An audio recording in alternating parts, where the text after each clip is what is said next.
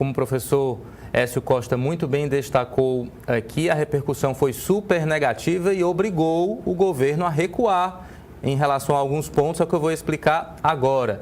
Cerca de 6 horas após publicar um decreto com todas essas mudanças, com a elevação e a padronização de diversas alíquotas do imposto sobre operações financeiras, o nosso IOF, o governo recuou e revogou parte desses aumentos. A aplicação de fundos nacionais no exterior continuarão isentas e as remessas de pessoas físicas ao exterior destinadas a investimentos permanecerão com a alíquota de 1,1% por operação. O Ministério da Fazenda anunciou a reversão parcial do decreto no fim da noite de ontem, quinta-feira, dia 22, numa série de postagens na rede social X que a gente acompanha agora. A pasta informou que a decisão foi tomada após diálogo e avaliação técnica. Vamos acompanhar esses tweets, essas mensagens, para a gente entender esse recuo, né? E ele é resultado, no mínimo, de uma falta aí de negociação, de diálogo, né? De objetividade. Vamos lá então. O Ministério da Fazenda informa que após diálogo e avaliação técnica será restaurada a redação do inciso 3 do artigo 15b do decreto 6.306 de 14 de dezembro de 2007, que previa a alíquota zero de IOF sobre a aplicação de investimentos de fundos nacionais no exterior. Vamos lá com mais explicações do Ministério da Fazenda ou é só esse? Perfeito. Por enquanto é essa então, é esse o recuo principal do Ministério da Fazenda. Reação também no mercado, o dólar comercial chegou a cair para 5,59 no início da tarde e subiu para 5,66.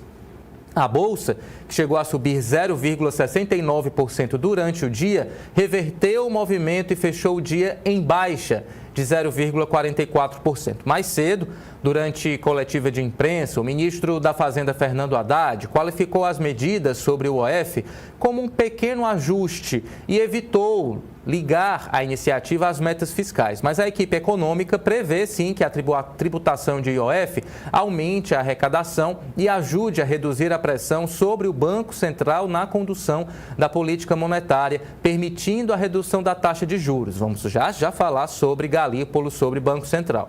O órgão comunicou que, abre aspas, após diálogo e avaliação técnica, será restaurada a redação do inciso 3, artigo 15b, esse trecho que a gente já leu dessa postagem do Ministério da Fazenda, explicando, no caso, esses recuos, né? Lembrando que previa a alíquota zero de IOF sobre a aplicação de investimento. Esse texto já lemos aqui, produção, podemos dar continuidade. Em relação à manutenção da alíquota de 1,1% de remessas de pessoas físicas para investimentos, será incluído um esclarecimento no decreto. A pasta não anunciou se o governo publicará uma edição extra do Diário Oficial da União, nem quanto perderá em arrecadação com essas mudanças, com esses recuos. Originalmente, o governo pretendia reforçar o caixa em 20,5 bilhões já neste ano de 2025 e em 41 bilhões no ano que vem, com a elevação e a padronização do IOF para diversos segmentos da economia,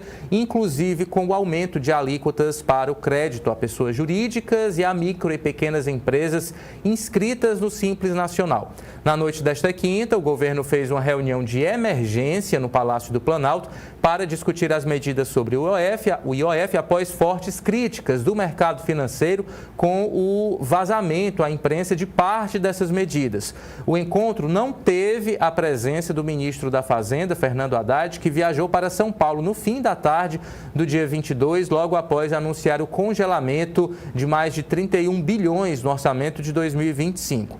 Numa reversão de movimentos, o dólar subiu e a Bolsa caiu em meio à incerteza sobre a elevação do imposto, anunciada após o fechamento do mercado de câmbio e nos minutos finais ali de negociações das bolsas de valores. Vamos lá então, 8 horas e 37 minutos, a gente vai detalhar então algumas dessas modificações. Temos aqui esses slides do Ministério da Fazenda, medidas de equilíbrio fiscal, e aqui temos as alterações, a harmonização da política fiscal com a política monetária, colaborando com os esforços do Banco Central na convergência da inflação às metas estabelecidas pelo Conselho Monetário Nacional, IOF Seguro, fecha brecha de evasão fiscal por meio do uso de planos de previdência, IOF crédito em empresas, uniformizar as alíquotas, afastando assimetrias, IOF câmbio, uniformizar as alíquotas, afastando distorções, harmonização do sistema e contribuição para redução da volatilidade cambial. Plano de seguro de vida com cobertura por sobrevivência, como era zero, como ficou, continua zero para aportes mensais até 50 mil, para aportes mensais superiores a 50 mil, 5%, operação de financiamento e antecipação de pagamentos a fornecedores, como era em segurança jurídica, segundo o governo, não mencionada expressamente no decreto, como ficou iniciada expressamente como operação de crédito, cooperativa tomadora de crédito, como era zero, como ficou, continua zero para cooperativas com operações até valor de 100 milhões ao ano.